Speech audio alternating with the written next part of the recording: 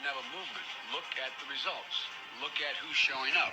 We are bringing out, this campaign, the people behind me are bringing out people who have not participated. And it's way up. Swing issues in a swing state. We investigate how climate change and also fracking might affect the election. Beautiful day today here in Oregon. Cold and rainy in the south where you are. Sunshine and a few showers elsewhere.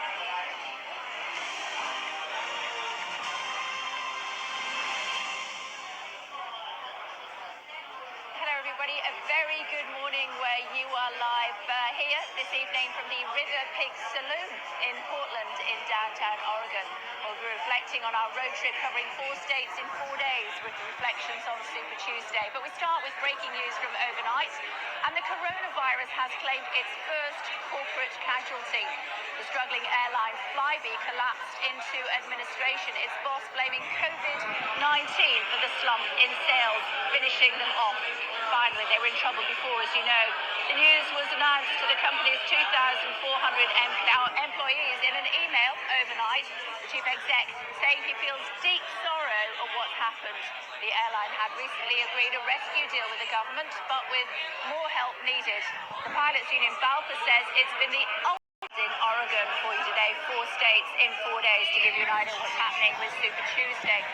But COVID-19's tentacles came across the Atlantic as well. 11 people have died here so far. The US government saying that everybody that wants to be tested for COVID-19 should be able to by the end of the week. The big question, though, is where are all those testing kits going to come from? Several hundred people have been tested so far, but in places like South Korea, they're testing 14,000 people a day. A lot of criticism here for the US government. In the UK, the virus may mean that Parliament has to shut its doors for months, and that's under emergency government measures. We want to have more information on that for you in just a few moments' time. Here's a report. COVID-19's impact. Okay, for now, thanks so much indeed, Michelle. We're, as I said, in a bar in downtown Portland in Oregon. As far as COVID-19 is concerned here in the US, it's a big deal. As well as you can imagine, lots of people don't want to shake hands. They tend to touch elbows with you at the moment rather than shaking hands. And we went to a basketball game a little bit earlier on. Not as many people turning up as normal to those sort of events. So what does it mean for people who are running bars like this? How are they managing to cope? This is Ramsey's bar. Hi, Ramsey, you're live on Sky News at the moment. How are you doing? Great. Lots of things to talk to you about. But to start, can I ask you about COVID-19? It's been a big problem in the United Kingdom. I know that it's an increasing problem here in the United States as well. Is it impacting on people coming to the bar? Not so much the bar, because I think liquor kills any germ. But the other restaurants, yeah, there has been an impact for sure. Yeah. Are you worried at all? I am a little. Yeah, it's getting scary for sure. Yeah, I didn't really believe it at first, but it's definitely starting to worry all of us. It's getting close to home. Okay, now I know you agreed to start with to let us come into the bar because we wanted to talk about what's been happening with Super Tuesday. As far as Oregon is concerned, you don't go to the polls until the middle of May, do you? Have you been influenced at all by what's happened over the last 24 hours? Joe Biden seems to have rallied a bit, doesn't he? Yeah, I'm glad he has. I think we would have been in a tough spot if Bernie Sanders went away with it the way it was looking like he was going to go away with it. So it's nice to have Biden coming back and showing strong in the polls now. Okay, it's very busy, isn't it, for this time of night on a Wednesday night, I should say.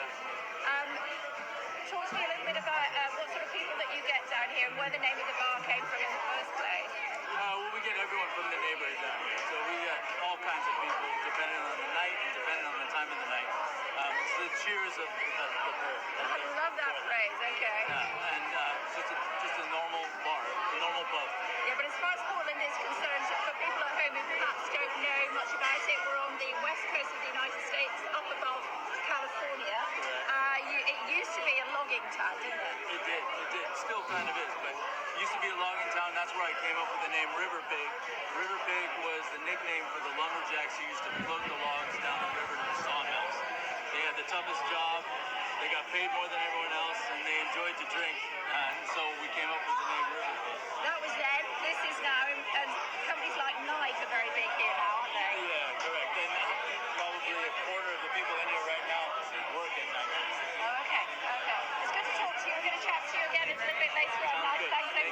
Thanks a lot.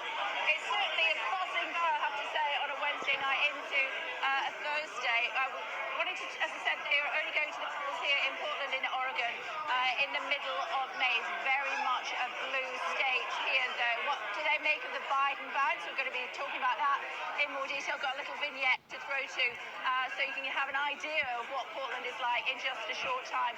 But what about Mayor Bloomberg, as he was known previously? He used to be the mayor of New York, fancied himself as the president of the United States.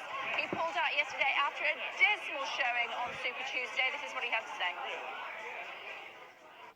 You remember I entered the race for Gaps in the crowds there. COVID-19 having an impact here on gatherings. Not really impacting on Joe Biden very much at the moment. He had a spectacular Super Tuesday. They're calling it the Biden bounce. He's thrilled. This idea that we didn't have a movement. Look at the results. Look at who's showing up. We are bringing out, this campaign, the people behind me are bringing out people who have not participated. And it's way up. We're going to bring together all Americans. And we did that. We showed that last night, regardless of your race, your gender, whether you have a disability, your ethnicity, Democrats, Republicans, independents, of every stripe. And I really mean that. This is what we have to do to win. This is what we have to do to unify the nation. That's why I entered the race in the first place, to unify this country. He was supposed to be down and out. Some people thought that he would be pulling out after Super Tuesday. Hadn't won a state ever, the vice president in the United States as a presidential candidate until South Carolina on Thursday. And then look what happened on last Saturday, I should say. And then look what happened on Super Tuesday. What about the front runner until then, Bernie Sanders? How does he feel about it all? What's your strategy going forward? Well, we're doing better, no denying that Joe Biden has done very well with the African American community. But I think when you look, and I haven't had the time, honestly, to analyze it, but I think if you look at California, if you look at people of color in general, African Americans, Latinos, Asian Americans, we won that big time, not even close. So we are doing very well with people of color. We're going to do better, I think, with the African American community, and we continue to try to do that. Yes. Wanted to chat to some local experts about the politics here. It's very noisy in the bar, so we found a quieter spot. Come down with me. Careful as you go, Dave. Please don't slip down these steps. We've done 4 states in 4 days. We don't want you to break your neck on the last one. Here we go. So much quieter down here, isn't it, everybody? And here are my panel. Hello to you, everybody. At least I can hear you down here. Is it always so noisy up in that bar? It probably is. I'm going to crouch down here if that's okay. We're joined by Jessica. She's Executive Director of the Oregon Public Health Association. In addition to that, Doug, who's in the middle. He's a novelist, yes, amongst other things. Publisher of Zero Books, which is a critical theory and left-wing publisher. There you go. Get the plug in early. And also Jonathan, who is a Republican and political consultant. Hello to you all. Thank you for joining us on the program. I wondered if we could talk about COVID-19, first of all, given Bob, I don't mind, a big issue in the United Kingdom at the moment. And I was listening earlier to your local news services saying that something like 11 people have died so far. And it is becoming an increasingly big issue as far as the White House is concerned. What sort of impact might it have here in the US? Well, I know that's a big question, isn't it? Right. Let's see. Well, it's hard to say, I guess. I think it's been interesting, really, to see how much attention this disease is getting when something like the flu kills far more people every year, and we don't really hear any news stories about that.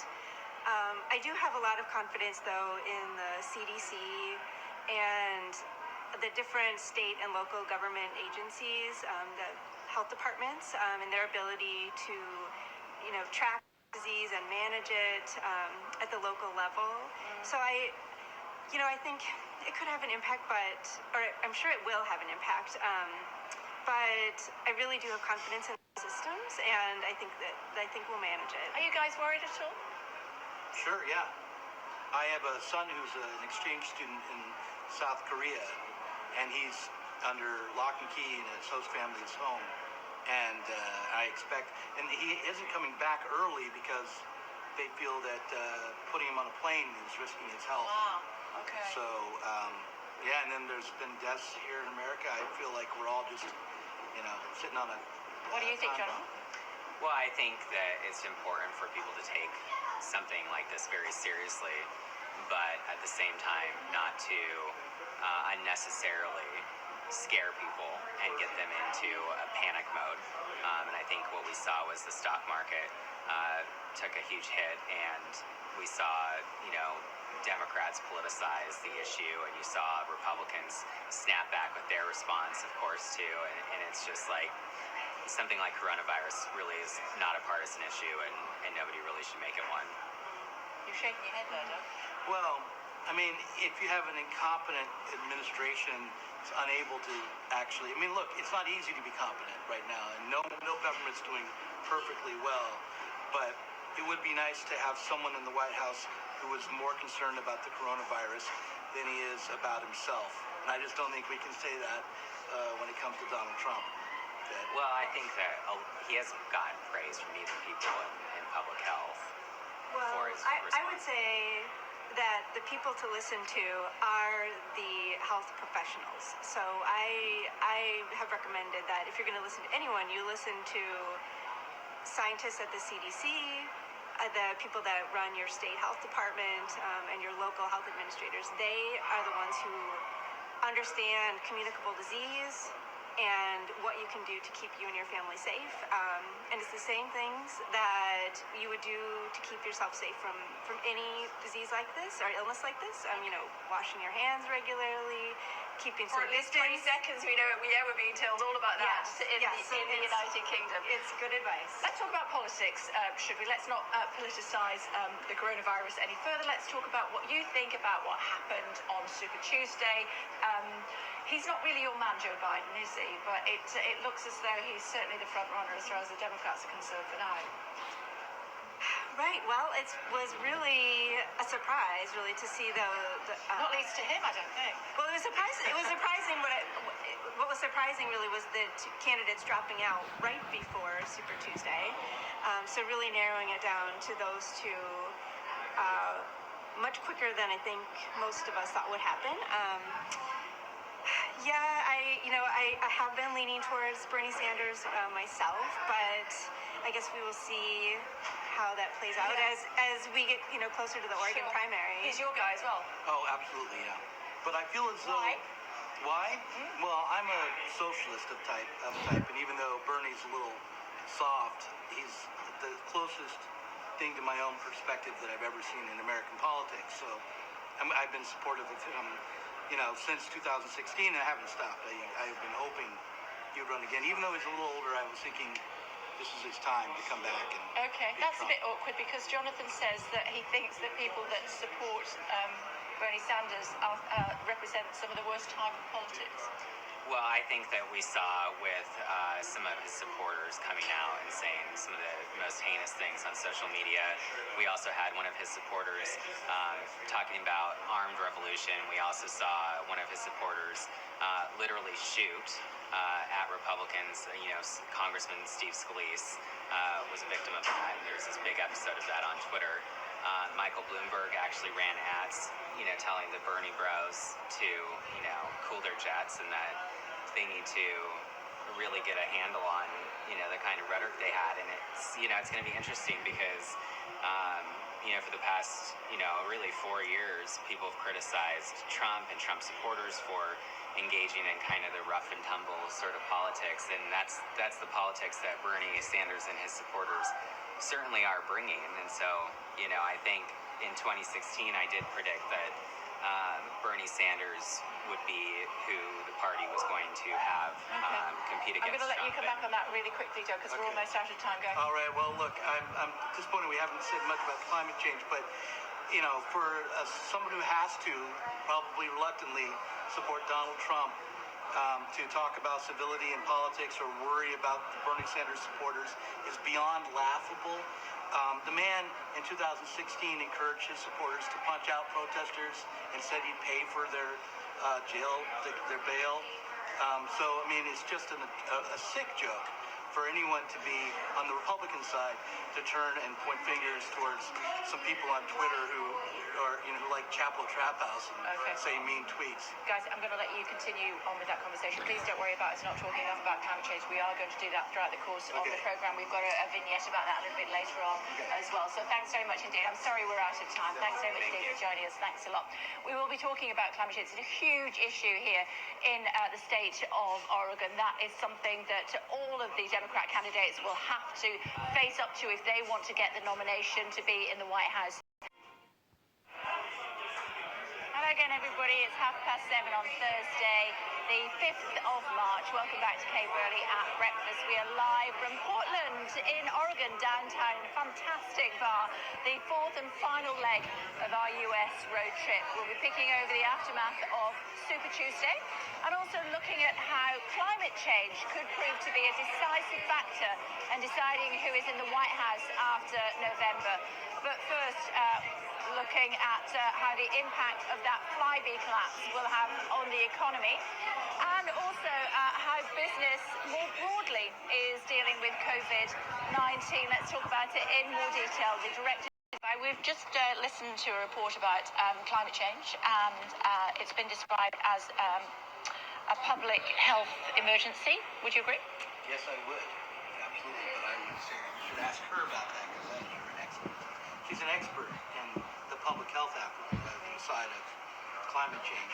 I think climate change is a major political issue. And I think Bernie Sanders thinks of it as a political issue as well. And actually, when it comes to Bernie's approach to climate change, you can't separate it from his working class approach to politics. For him, his whole campaign is about getting working people to take up their own self-interest and get involved in politics. That's his political revolution. And for him, not just from a public health perspective, but from the perspective of the future of the planet, not just the future of maybe the species, it's in the working classes' public interest, or in their self-interest, I should say, to struggle for political change that can do something about climate change. Okay. Justice, do you want to pick up on that? Yeah, well, I do think that climate change is a public health emergency. Climate change is threatening all of the systems that support human survival. Our drinking water system, our agricultural systems, and without those, and the consistency that we've had for all of human existence. It's really a serious threat that we have to be working on immediately. So I've been really excited to have candidates like Bernie Sanders and now Joe Biden as well talking about climate change and really talking about real action on climate change. Yeah. And Go on. well, that they have big policy solutions proposed, and I think that's what it's going to take if we're going to make the kind of progress that we need. And people look at the Republicans in the form of the president at the moment, Jonathan, and I think it's fair to say that he's a climate change skeptic, isn't he?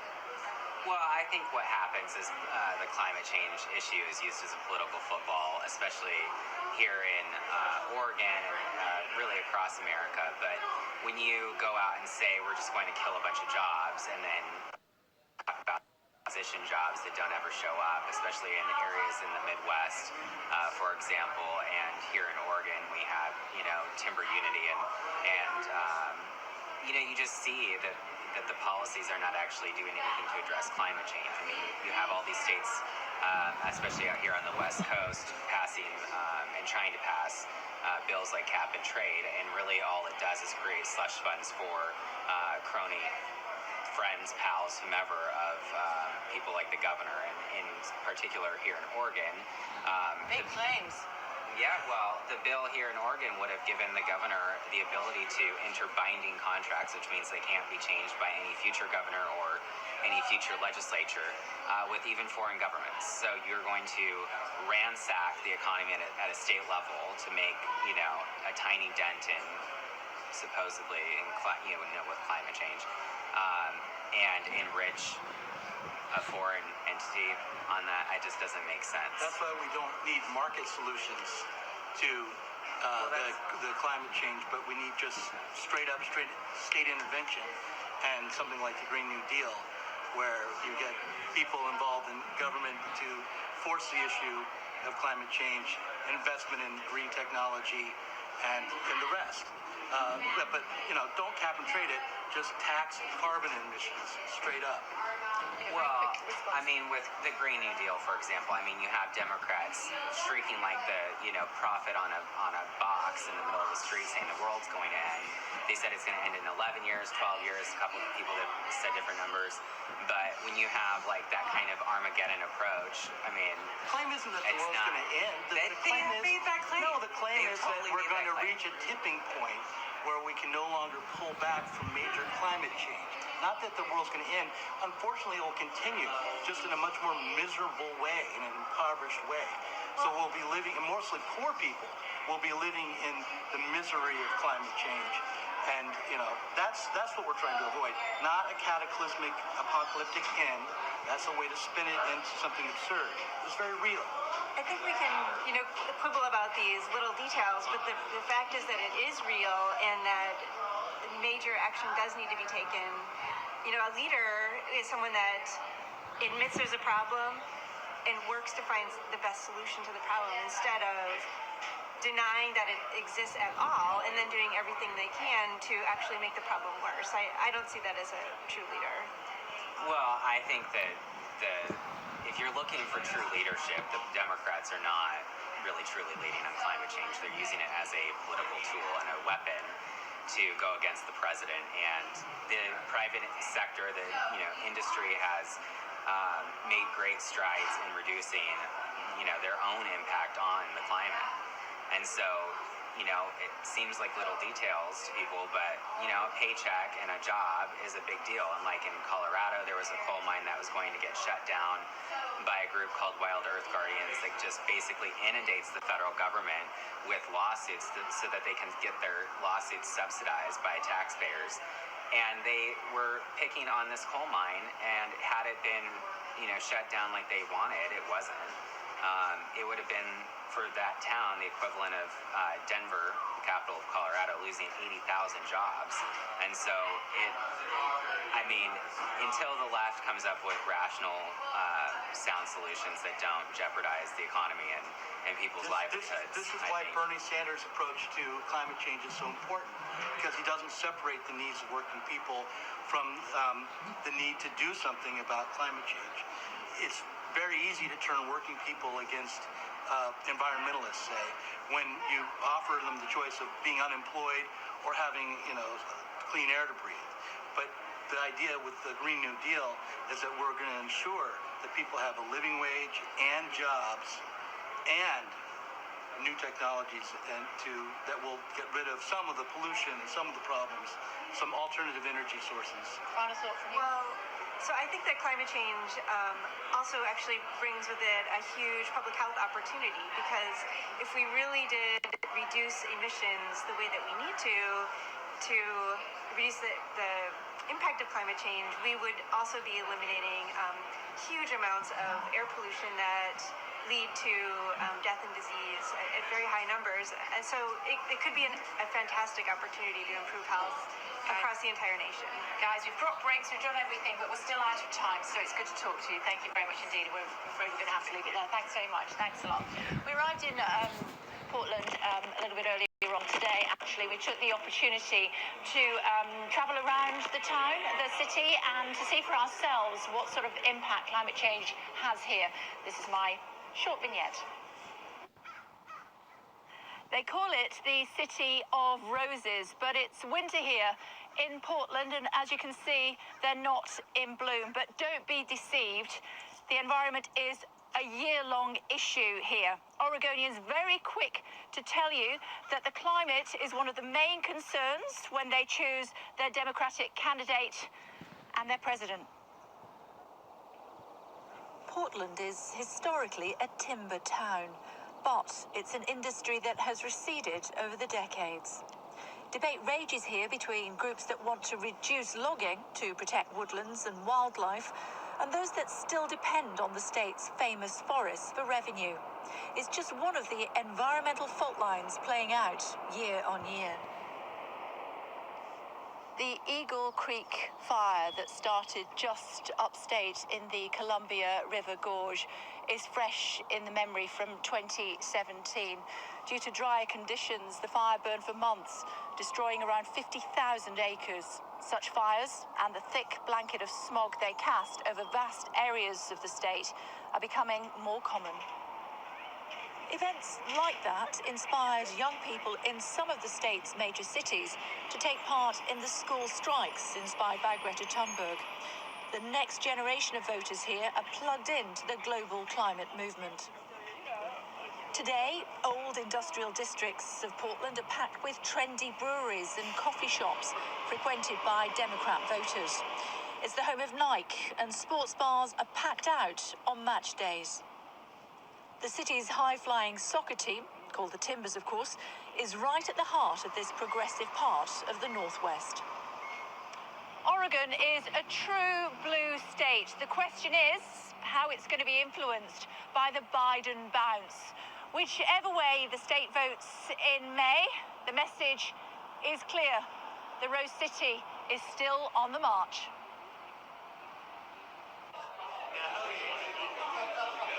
Couldn't resist getting a doggy in the shop. He's gorgeous. Lovely.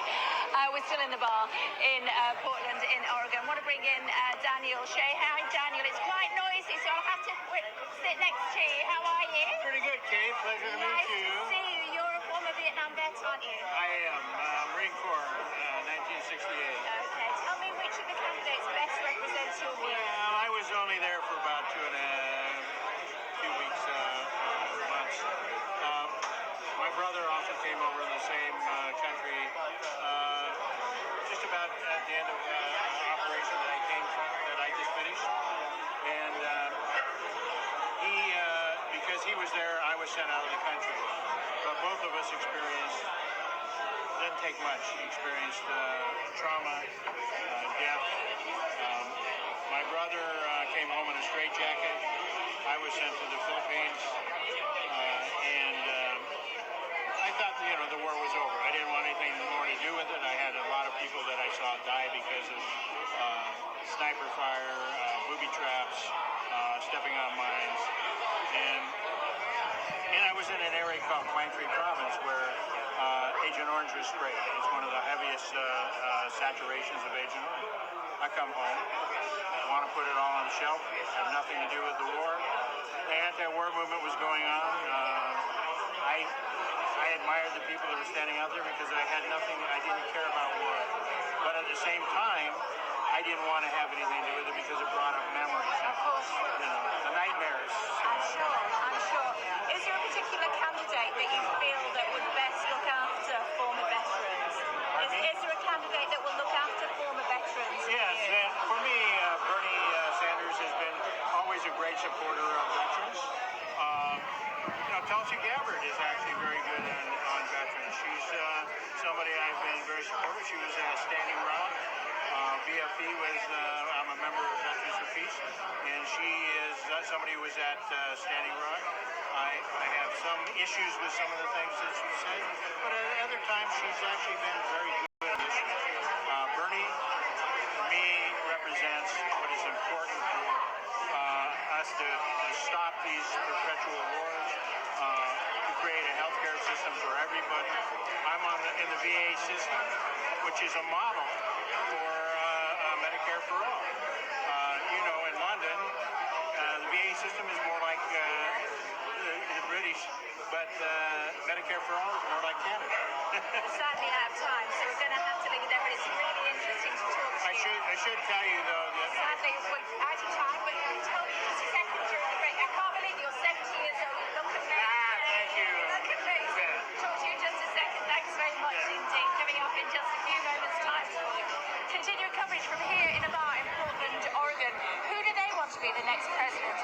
Down here, isn't it? So it's good to be able to talk to you in more detail. detail. We've got Bill, we've got Ben, and we've got Rochelle. Thank you all for joining us. Right, we've just been talking about what's happening as far as Joe Biden is concerned and the fact that many people thought he was down and out. And now everything's changed with the support from Bloomberg and the money that goes with that. So your thoughts on that to start with? My thoughts are that he's still down and out. I think African-American voters supported him because they didn't trust liberal voters or progressive voters to do the right thing. And unfortunately, I think in November, it won't turn out the same way. I hope I'm wrong. I was pleased by it, but pleasantly so. I'm not a Bernie Sanders fan, and I thought, if you believe the political pundits that spoke today, a number of Republicans who were in states where there were primaries that were canceled went and voted anyway and voted for Biden. So that may have worked out well from that standpoint. Okay. So Bernie Sanders, for the past 50 years, has represented a state that has the second smallest economy in the nation, and he's been peddling the Marxist ideals without any governance to back it up. So I'm very happy that the Democrat Party has put their strength behind Biden. But Biden represents the Obama administration. The Obama administration has had failures in foreign policy and domestic policy, and I can enumerate them, but I won't take time unless you want me to. No, go on. So, can we go through the failures in Benghazi? Can we go through the failures in the annexation of Crimea? Can we go through the failures of the inability of us to leave Iraq in a safe way and create ISIS in that situation? So, from the wow, he's responsible for a lot of stuff, isn't he? From the military standpoint, the Obama administration was a failure. Domestically, Obamacare did nothing but raise our premiums and make medical health care more unaffordable. Okay, Michelle, come back on that. Well, I do want to say that I fortunately benefited from Obamacare. Or the Affordable Care Act, whatever you'd like to call it. But I am very happy that I did. I went to the hospital just about 3 days after I had insurance under the Affordable Care Act, and I didn't have the high copayment that I had previously. So it saved me several $1,000s. In addition, it didn't have the previous illness, and that would have made me have to pay the whole bill. But you know what? I'm so glad you brought up Crimea, because one of the reasons we're in the situation with the Russian government interfering with our government is because we didn't honor our agreement to defend them. And so we're in a situation where the Russians are paying us back for tanking their economy. And Trump seems to be very much involved with the Russians. It seems that he's not a U.S. citizen or an American at all. He doesn't seem to feel an allegiance to this country. I'm very concerned about that. Do you want to come in on this? The whole Crimea-Russia relationship that's more complicated than I want to get into right now. As far as health care goes, the Affordable Care Act fixed the wrong thing. And I thought what they should have done was gone in, frankly, and somehow regulate the cost of health care here, which is ridiculous. We pay an outrageous premium for health care. I read that 40% of people who are bankrupt, are registered bankrupt here in the United States, as a direct result of going into debt because of health care. I've read similar statistics, but we pay a 300% premium for it, and we don't receive better care. In fact, we don't even receive top 10 care worldwide, if you want to rate it that way.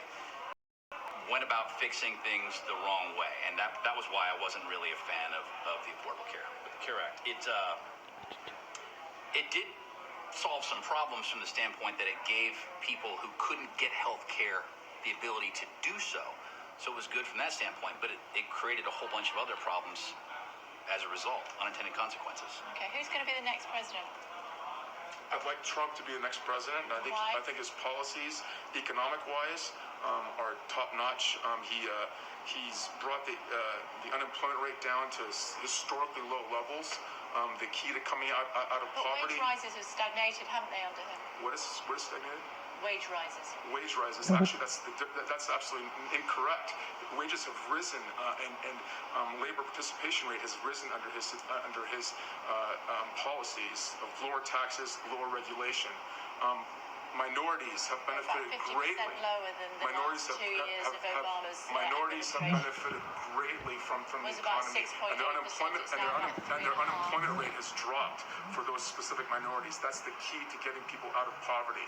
Okay, so from the standpoint of defense policies, it was Trump who actually gave the Ukrainians the armaments. We've done Ukraine. Okay, so you want to...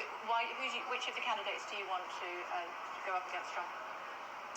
I would have preferred a Bernie Sanders Warren ticket, but it looks like we have a Biden ticket. So I'm going to support Joe Biden to the best of my ability. And I do want to say, yes, probably the unemployment numbers have dropped. All of my friends have 2 and 3 jobs. So that would mean that unemployment would drop. But in terms of their living standard, has it increased under Trump? No, it hasn't increased under Trump. Will it increase under Trump? No, it won't increase under Trump. So I don't want to see a Trump presidency. I don't think he's been very effective. I think he's made us the laughing stock of the world. I think he, just his coronavirus conference that he had today was just shameful. He just didn't make us look very astute. Okay, who do you want to see in the White House in November? I hope not Trump. I don't know who I'm going to support, to be honest with you. What does it depend on? Policy, decency. I can live with bad policy for 4 years. If we can return to decency, that'd be really nice. I'd like to see that come back. Okay. It's embarrassing. If I was to press you? Sorry? If I was to press you, who would you choose? Biden. Although I'm not incredibly impressed with Biden either, to be perfectly frank. He's a career politician. He knows how to play the game. He seems like a decent man, but I don't really expect him to be a dynamic leader. He doesn't really do much for me. Sorry guys, we're out of time. It's good to talk to all 3 of you. Thank you very much indeed for joining us. Appreciate it. Stay there for just a second if you don't mind, and we'll come back and have a chat with you in just a second. Thanks very much. Thanks a lot. So pretty good split there. So President Trump for another 4 years, Biden potentially, or Bernie Sanders. I don't know. We'll talk about it in more detail after the weather with Isabel.